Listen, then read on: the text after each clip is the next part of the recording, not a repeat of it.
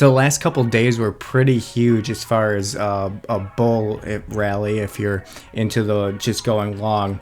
But just be careful about that because I see a lot of signs that we're still headed to go lower, and I'm still pretty bearish on a lot of the stocks we're covering. So today we're going to cover Apple, Nvidia, and Baba, and we're going to compare the past couple days to how the S&P 500 is, and it's going to show that there actually is some momentum slowing as far as the bull case. So right now I just wanted to point out, I want to start with the S&P 500 real quick and just point out these 2 days, and I want you to notice how they compare. So let's just start with Baba real quick. Now you saw those huge 2 days, and actually right here you saw some green days, but it was very uneventful compared to the rest of the market. What that's showing you is that Baba is showing weakness right now compared at least to the rest of the market. And if you see the TSI down here, let's just bring it up for a second. We're still in that red cloud, which means we are losing momentum as far as the bull case is concerned. Now there is a gap right here that we could fill, and I did actually close out my positions for a little bit of a profit on Baba. It just got in a little too late, but at least to stay in it. And I'll come back, you know, if we bounce up and then we see resistance. Ideally, I'd really like to see down here at about $79 break that floor, and then that will probably be where I re-enter, but I'll be watching the TSI and seeing how it's reacting. So as far as Baba comparing to the rest of the market, it's showing weakness, which means if the market is going to go down, we're probably definitely going to see some pretty strong downturns on Baba. So you know, it's good to play it safe on Baba and just wait a little bit before an entry, but we are below this 100-day moving average. We have 2 Bjorgum multi-MAs in the red, so that's the 7 and the 25, and we are red on the TSI, and we're just hanging on to this support right over here at about $82. So that's all pretty big, significant indications that we are headed for a little bit more of a downturn. But again, it's all dependent on the market. And we got a couple big events coming up. We have Apple earnings coming up next week, and we have the Fed meeting, which I believe is on Thursday, which is largely going to determine the overall market and the overall sentiment.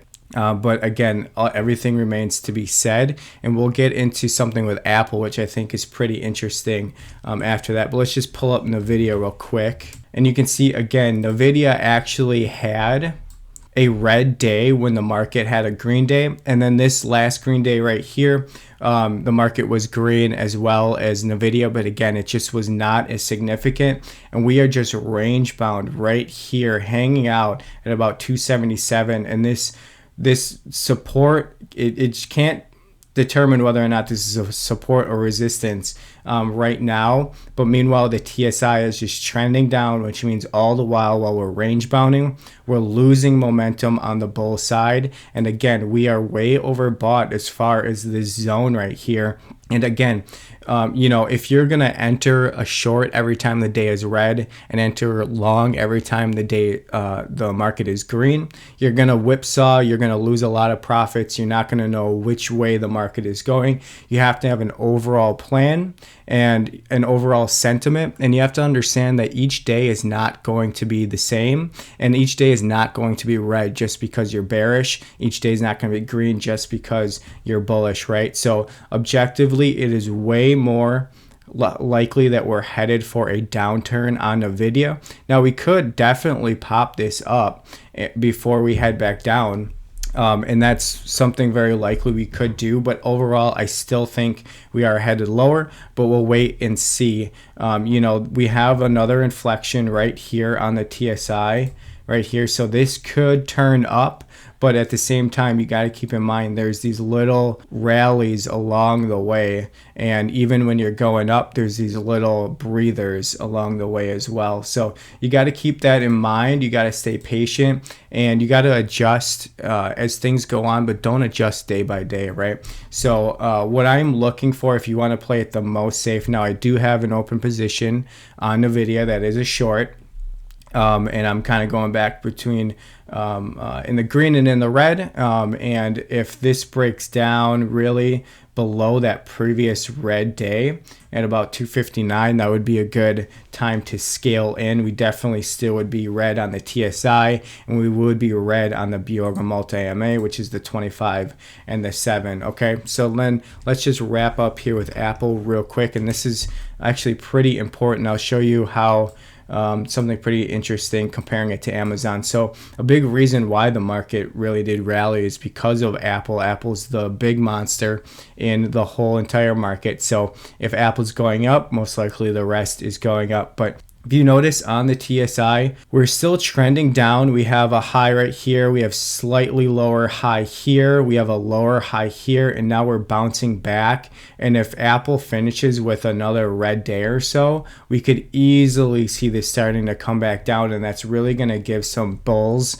a little bit of a skittish as far as keeping their position open. And that impulsiveness to the downside, you know, going below 162 is really going to be something that would be a good short to enter. So I am sitting on the sidelines with Apple, and I'm waiting for that confirmation. Now I want to bring up Amazon, and if you are paying attention at all to Amazon, and let's just go down to the 4-hour real quick. Now, Amazon reported pretty big earnings, and they were up like, I know for sure they were up like 11%. I think I heard it's something as high as 14%. Not really going to calculate it out right now, but they had a pretty big earnings report, and it shot way up and then it shot way down. So what that is telling me is even if Apple has a pretty big day as far as their earnings, we could still potentially start to see the leg back down. And you know, the way the technicals are right now, it's more objective to go short. So one thing I think might be happening is big money, big institutions are waiting for Apple to clear out before they start shorting the market once again. Now, again, keep in mind, we have the Fed meeting coming up, which is going to be huge as far as the overall macroeconomic trends, and that could change everything as far as the perspective of whether or not we're going to go short or not. And you bring up the S&P 500, it is definitely geared up right now. If you go back to the daily, it looks like it's geared up to continue this to the upside. So again, we have a resistance right here at about 418. And you know, if the Fed meeting comes out and the Apple comes out and that's all good news as far as bullish news, yeah, we could definitely see a continuation up to the upside and maybe even hit up at this other resistance here at about 430 before we go back down. So it is important to keep those dates in mind and maybe wait and sit on the sidelines before everything plays out. I have some positions open as far as a short, but I'm not fully really scaling into it. It's still a small position, and we're just going to really wait until those clear out to scale in and really start to take profits once we see at a comfortable level. So basically, you know, keep everything in mind that you cannot let a day or two determine your trading, and you have to look at everything overall. So overall, I'm still bearish, even though the last couple days were green. The bulls are coming out, but again, you got to be a contrarian. I say that in my simple moving average video, which is a really cool video. Check that out. But you got to be a contrarian when it comes to trading, and you got to think objectively. Take a breather from the Reddit posts and the Facebook groups and all of that, and just think about what you think is happening in the market and adjust accordingly to that. All right, so I appreciate all the comments, likes, notifications. If you're not subscribed, hit the subscription button and hit the notification bell so you can see all of my latest content. Until then, we'll see you next time. Thank you.